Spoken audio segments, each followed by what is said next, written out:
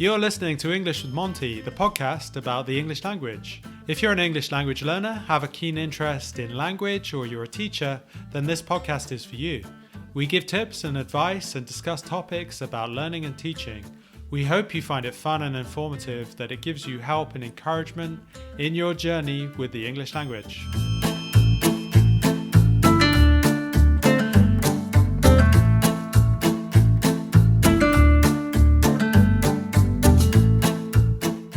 Hello, welcome to English with Monty. We're doing our 11th episode today. I am joined today by Brodie, who's a chap that I play tag rugby with, and we're going to be talking about accents. So, hi Brodie, how are you doing? Yeah, good, thanks. Thanks for joining me today. Yeah, no worries. Let me explain to the listeners. We're going to be talking about accents and phrases from kind of Australia and Scotland. I guess it's fair to say, Brodie, that you have an Australian accent. Yeah, I'd say so. It's probably faded a bit over the years because I've been living in the UK for about 10 years now. But yeah, that's sort of the accent I'd probably relate to the most. Yeah, sure. Can you give the listeners a bit of a background in terms of where you're from originally and why you do speak the way you do? Yeah, sure. I was born in Hull in England, actually. But my dad worked in oil and gas. As a kid, me and my sisters travelled around the world quite a lot with just following my dad where his job used to change. So from England, we were in Scotland, and my parents are originally Scottish. And then we were in Australia when I was 7 years old, and then back in the UK for a bit, then back in Australia, and then my dad was working in China for a bit as well. So I used to go to school, like boarding school in Australia, and then visit China on holidays. But then I moved back to the UK sort of permanently in 2007. I mean, obviously, we've spoken about this a few times, haven't we, in terms of, kind of your accent and stuff and your family.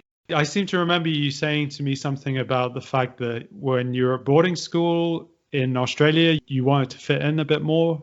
Yeah, because the first time around in Australia, I was only there for 3 years. And then I went back to Scotland for a couple of years. Yeah, I arrived back in Scotland with like long hair. I'd been going to the beach a lot. And suddenly I was in like Aberdeenshire. No one had long hair who was a boy. And I was sort of getting a bit bullied for having long hair and being a bit different. Felt like I needed to sort of get back to my Scottish roots, went back into sort of Scottish accent. But then when I moved back to Australia because my dad changed jobs again, sort of like doing the same thing all over again, had to sort of lose the Scottish accent and get the Australian accent back. Yeah, that's kind of curious though. I mean, that must have been quite difficult to switch, was it? I think it felt a bit weird going back to Scottish because I just sort of got set in my ways with the Australian accent. Mm-hmm. Yeah, because I found going back from Scottish to Australian felt a lot more natural. Just felt a bit easier. Yeah, with Scottish accent, it's a little bit trickier. Would you say you were kind of copying it in a way? Sort of. I mean, a bit came from my parents. Like, my dad doesn't have a super strong Scottish accent, but my mum does. Just something I wasn't really thinking about too much at the time, but now looking back, it's a bit strange. I think it's really interesting. Also, I think for the listeners, it's quite interesting to maybe understand if they can hear a difference between my accent and your accent. Sometimes for foreigners, it's a real challenge to understand a different accent. Yeah, I find it interesting when people don't really understand Scottish accents, because even though I don't really speak with a Scottish accent, I understand a lot of the slang and just the way the words change, from like a typical like London English accent. So yeah, it is interesting. Just maybe if you've sort of grown up around it, it sort of makes a bit more sense. Could you, I mean, I'm kind of putting you on the spot here, but is it possible for you to do quite an Australian phrase with quite a strong Australian accent and then do something similar in a Scottish accent? Is it possible for you to do that just so that people can hear the difference? Yeah, give it a shot. For Australian, I guess. G'day, mate. How you doing? What are you up to today? You going to the beach later, or are you going to pop around to mine? That's good. It's a bit stronger. I like it. If I'm speaking to another Australian person, it just sort of comes out. I'll just sound a lot more Australian. The same goes with Scottish a little bit as well. Because you're hearing them, it helps you to kind of emulate the same sound in some way, I guess. Yeah, and it's sort of like adapting your accent for the situation, I suppose. I think for anybody who's learning English, to some extent, it's not necessary, is it? Of course. I guess it's more to understand the difference when you're listening to somebody, but there are English learners who can really copy accents and they're very good at it. It's interesting to hear somebody who can do that. Okay, Scottish accent now. All right. This one will probably be a bit tougher for me. Aye, it's not a bad day. Like, yeah, Bit Dreek-like, but yeah, not bad. That's good. I would say you're Scottish. Suppose your parents, they speak like that, do they, in a similar way? No, not really. They're both from Caithness, which is in the northeast of Scotland. Hmm. My mum's family are all from Wick, which is where they grew up. But my dad's family came from sort of Edinburgh. That side of the family have more of an Edinburgh accent. It's a bit more well-spoken, more English. Whereas the Caithness accent's a bit different. It's got those influences from Norway because of the Vikings. Okay. It sort of probably sounds a bit more like Celtic Scots than my dad's accents. Okay, that's interesting. But I was very impressed. I mean, I thought that sounded really good. I've never heard you speak that way, so that's pretty cool. Could you explain the slang a little bit? The word like I in Scotland is used a lot just as yes, or it's just like in agreement, I guess you would say I. Probably stems back to England as well, like in some parts. Probably don't say much anymore. Certainly in Yorkshire, they do say that. I mean, my mum's from Yorkshire, and if Right. you have a broad Yorkshire accent, then yeah, people would say I, definitely, to say Yeah. yes. Yeah. So yeah, maybe it's like more of a northern UK sort of thing. Very much so, I think. I mean, I'm from the Midlands, and you don't get that in the Midlands. I said dreek as well. If the day's a bit miserable and grey, that's like a Scots word for a miserable day, basically. Ah, okay. I'm going to talk about maybe a few Aussie phrases, which I think most people in the UK would know about and potentially use. And it'd be also interesting to see what your viewpoint is on this and whether you maybe pick up on people using these things a bit more. For example, as a phrase, I would often use the phrase no worries, and I think a lot of people do. And I guess that's more of an Australian phrase originally, isn't it? No worries. Yeah, and so too is like mate. People say that a lot more in Australia than they do over here, probably. I guess people listening in South America or Korea and places like that will often be taught in American English. And I guess the Americans would say you're welcome. So it's kind of like thank you. And then in Australian, you say no worries, mate. Is that right? Yeah, exactly. I guess it's a little less formal. It's a bit more casual. So you'd probably say it between friends, but you could even say it in like professional sort of capacity as well. Yeah. Another one that I think probably we use over here is Barbie. Ah, yeah. These are probably quite silly things, I guess, in a way, but they're Poor quite Barbie, universal now, aren't they? Yeah, it's funny how things just sort of spread from originating in Australia, then they pop up in other places too. Because I think a lot of life in Australia is based outdoors. It's quite a strong barbecue culture in Australia. So yeah, there's a lot of slang to do with barbecuing. I guess people would use that though, right? They would consistently use those kind of phrases, right? People would Yeah. say, yeah, I'm going to have a barbie with my friends. Yeah, you wouldn't say, oh, would you come around to mine on Saturday for a barbecue? You'd probably say, oh, you coming around for a barbie? It's just a bit more informal and a bit of slang. Yeah, I like it. Then the only other one that I really use is maybe arvo to say in the afternoon. Yeah, I think some people say that in the UK as well, actually. But yeah, it's definitely an Australian thing to say, like afternoon arvo. It's one I use a lot as well. Yeah, and the arvo. Well, I think it's quite a nice phrase, isn't it? Because it seems a lot easier to say than afternoon. So, Yeah. I mean, a lot of Australian slang is basically like English words shortened, adding an O or an R or, like just sort of, abbreviating it a bit. definitely.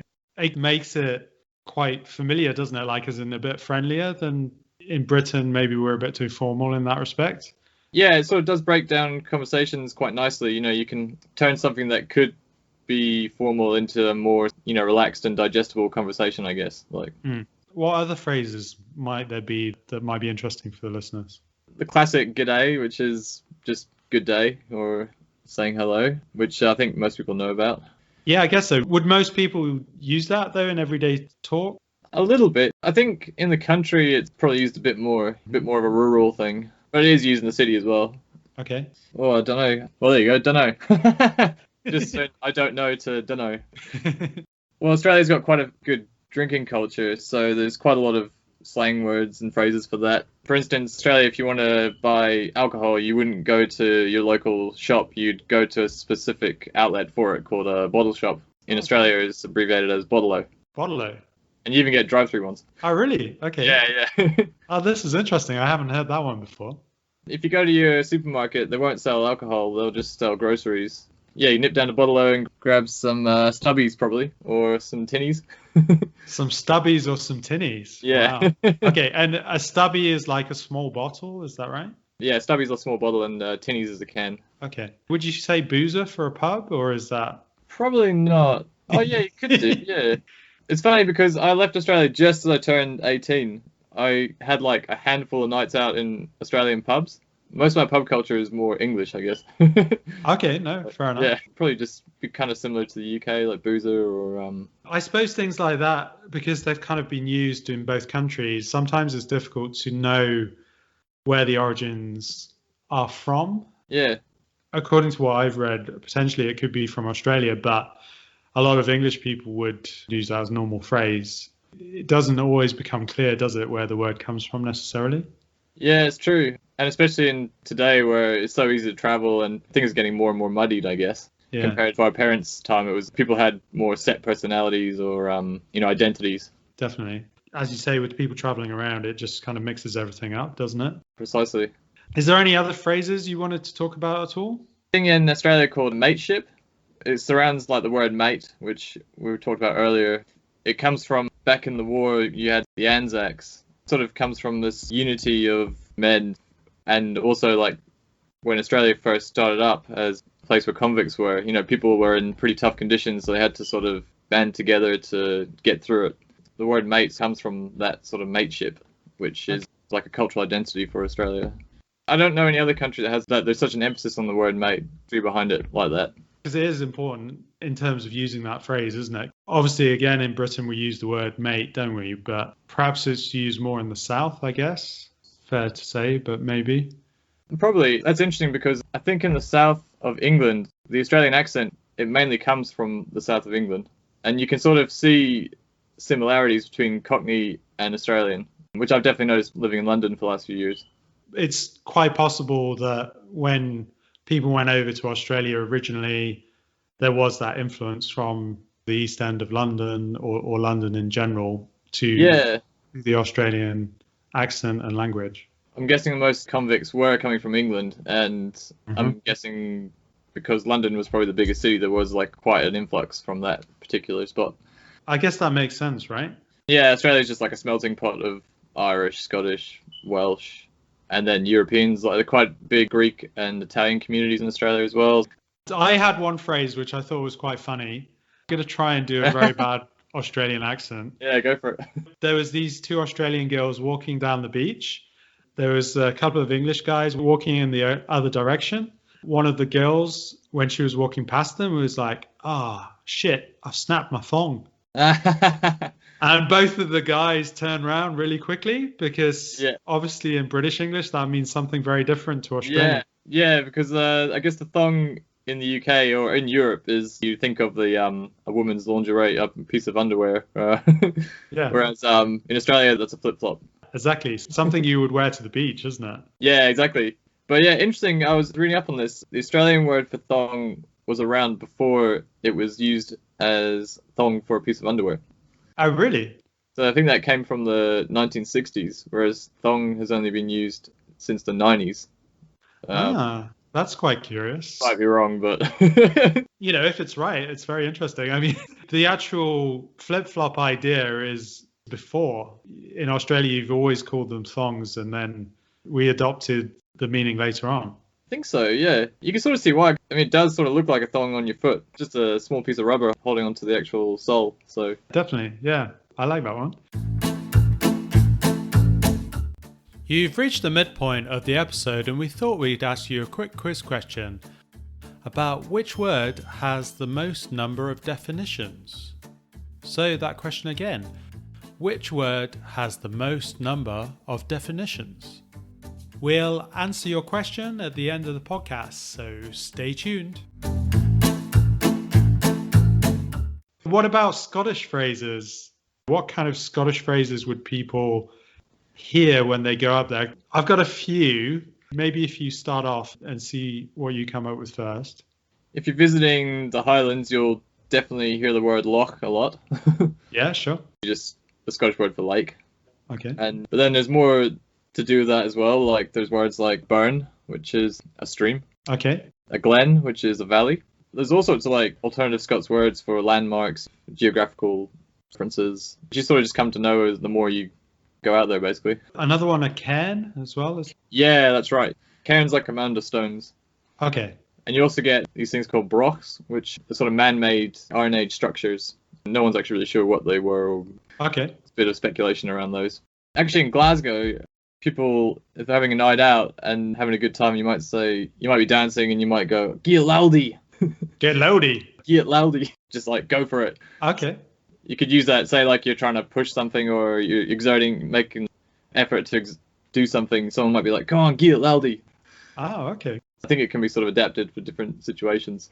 I like that one. Very like Glasgow, though, I think. Is it? Okay, yeah. So it's more from that kind of area. I wouldn't really say that, yeah. Okay, all right, fair enough. I guess these are the things that most British people would know, like wee to mean something that's small. Oh, yeah. So it's like it's a wee dog, which means it's a small dog. Yeah. You could also use it as in like, oh, it's a wee bit chilly, or...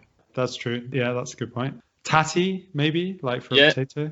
Haggis, neeps and tatties. I think most people probably know what haggis is. If you don't, it's like a mixture of sheep's innards. The less used things like the lungs, and that's mixed with like oats and spices and wrapped in a sheep's stomach, and you boil it to cook it. Okay, and how is that? I've never actually had it. Is it tasty? Really? Yeah, I should have it, really. It's bad that I have never had it. It's a disgrace, I know.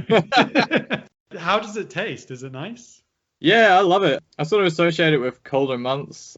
I wouldn't really have it in the summer, but in winter I love it, yeah. Especially on Burns Night, which is on the 25th of January. You'd have that with neeps and tatties, which is turnips and potatoes, or sweet, I guess. So it's pretty basic. You just mash your potatoes, you mash your turnip, and serve it up on a plate. Okay, yeah. I can imagine it being really tasty, though. I think another aspect of British food in general, there's a bit of a stereotype. Maybe the stereotype more comes from England, to be honest. There's a bit of a stereotype that British food is not very good. The reality is that we do have some really good food, don't we? It's just discovering it and trying it, really, isn't it? Yeah, absolutely. And I mean, you've probably seen in London, like food and things have like improved dramatically in the last 10, 20 years compared to what they were probably like in the 90s and further back. Yeah, very much so, yeah. Like, especially in London, it's just there's so many different cultures in one place that people are opening all sorts of different restaurants now. And yeah, haggis, neeps and tatties harks back to like sort of simpler times where you only had X amount of ingredients and you had to make do with what you had. And I think a lot of the food, though, is from older times, isn't it? When people, as you said, had to make do. People were poor or because they were working on the land, really, weren't they? Yeah, life was tough. Couldn't really be fussy. Sure, definitely. A couple of other phrases I thought about was like Bonnie. Ah, yeah, that's a good one. Bonnie, it's like as before, you could sort of use that in the context of the day is bonny, like it's beautiful, or you could even use it if you had a romantic interest. You could be like, oh, she's bonny, as in she's beautiful. Would you say bonny lass? I mean, is that kind of something that people would use nowadays, or is it? I think like if you said like, oh, she's a bonny lass, I mean, people do say it, I suppose, but it would be a little bit cringy, I guess, or I don't know, stereotypical phrase like. Stereotypical phrase, and maybe it's kind of considered a little bit old-fashioned now. Yeah, sure. Yeah, it kind of makes you think of like, you know, the writer Sir Walter Scott. Yeah, because he was very flamboyant in Scotland's culture, and so yeah, he would probably use phrases like that. Okay, yeah, it's more a traditional aspect, a traditional idea, I guess. Yeah. And then canny as well. Canny. Yeah, I don't really use that one too much. Sorry, I was just going to say, I always remember it from Star Trek. Ah, okay. When, I can't remember the name of the guy, but there was a Scottish guy who was like, I can't do it, Captain. Ah, right, yeah. I always think of that one maybe as like being from Glasgow or like the Lowlands. Can I do it? It's like, I can't do it. So yeah, that's very Scottish, yeah. Yeah, it's a good expression. To add one, because I lived in Aberdeenshire for a little bit, quite a lot of phrases there which are sort of specific to that area. Mm-hmm. One would be like fit like, which is derived from Doric. That's basically saying, how's it going? Fit like. Fit like. Interesting. And you might also say, do you ken? And that means? Do you know? Ah. It's a whole nother kettle of fish, Doric. That's curious, though. But if, for example, somebody comes to Scotland or comes to Australia, And obviously, they're a non-native speaker. Do you think they'd find it pretty difficult to speak to people, or do you think it's not too bad? No, I think it'd be fine. I can see why people might be put off a little bit, especially if you're going to Glasgow, because it is renowned for having quite a strong accent. It's just like anywhere you go, there's always going to be people you're going to maybe have a little bit of difficulty understanding, but it's just the same as going to London or Birmingham or... It kind of really depends on who you meet. Obviously, if somebody has a very strong accent, then yeah, it can be a bit more challenging, can't it? Yeah, exactly. I guess the best thing to do is just try and listen and be patient. People don't really get offended if you ask them to repeat themselves. Yeah, well, I think that's also a good thing to say to people who are learning English or speaking English when it's not their language, is that people don't mind at all, do they? They really are quite happy to help. They're not going to have a problem if you ask them to repeat it. Yeah, exactly. For instance, my girlfriend is French and she's constantly asking me to repeat myself, and I'm asking her to repeat herself at times because there's just little things that we don't quite get right, like understand each other. You just got to be patient. It can be frustrating, but eventually you get there. Definitely, yeah. But it's just not feeling kind of so self-conscious, isn't it? And not being worried about that, because people are not going to be unpleasant at all about it. I mean, particularly, I guess, Australians and Scottish people, they're both extremely friendly people, aren't they? And they're very patient people and easygoing people. Definitely, yeah. I think especially like in Australia, if you're not from there, because Australia is so isolated in the world, people are always interested to meet people from Europe or America or South America. They'll just be very curious about you. They'll be more than happy to wait for you to repeat yourself and stuff. Sure. That's good to know, though.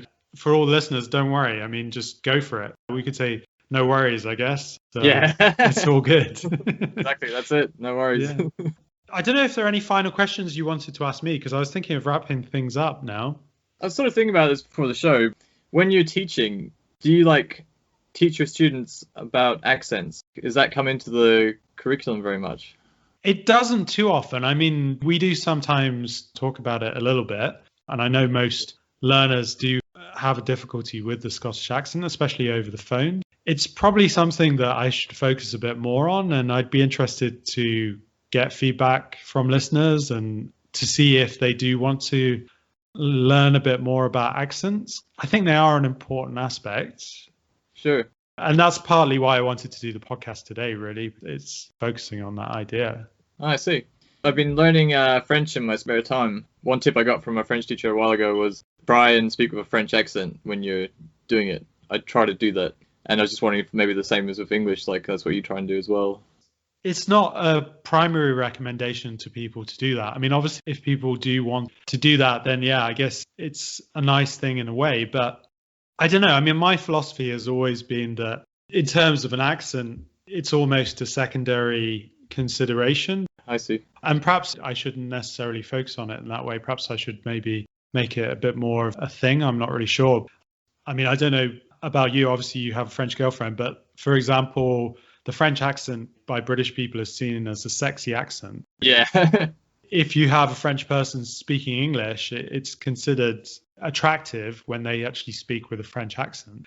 I don't know. I mean, I think things like that it gives you identity in some way, doesn't it? And accents are often seen as a very nice thing, a very endearing thing. You know, I have had students that have said to me, oh, can I change my accent? Should I change my accent? And normally I say, well, you can change it, but it does take a bit of work. I mean, there are some people that just pick it up totally naturally because they have a bit of an ear for language, for example, or sounds in general. It's not necessary. If you can improve things a little bit, then it probably helps with understanding. Okay. I guess. Yeah, depending on where you are, I suppose. Yeah. And I mean, I think it was probably good advice for you from the person that said that to you. Definitely. I mean, I suppose in an ideal world, yes, try and adopt the accent and try and choose the accent that you would like to copy, I guess. It's not essential. Of course, it's going to help in terms of people's understanding. Yeah.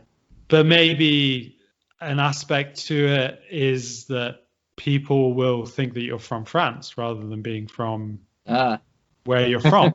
In some cases, that can be a good thing. And in some cases, that's not always good. I think with accent, it's just go with whatever you feel comfortable with. if it's really, really important for you, then sure, go for it. Try and emulate whichever accent you would like to copy. You quite often hear, especially if people learn English overseas, they'll have a sort of American accent. They'll be taught like American English. Sure. Yeah. But then I guess if you're taught English in London, for example, you might have more of a British sounding accent. I guess so, yeah. In theory. In theory, certainly. Either accent is fine, right? Yeah, exactly. I would say the American accent is probably a bit clearer in some ways because they enunciate more clearly, I would say generally, because I guess they don't have so much of an influence in terms of different accents. I don't know if this is true. I seem to remember reading in the United States there's maybe 5 different distinct accents. Oh, right. Okay. Maybe there's more than that, but certainly ones that you can tell the difference between. Whereas obviously in Britain, we have probably hundreds of different accents, don't we? They're all very close proximity to each other. Very much so.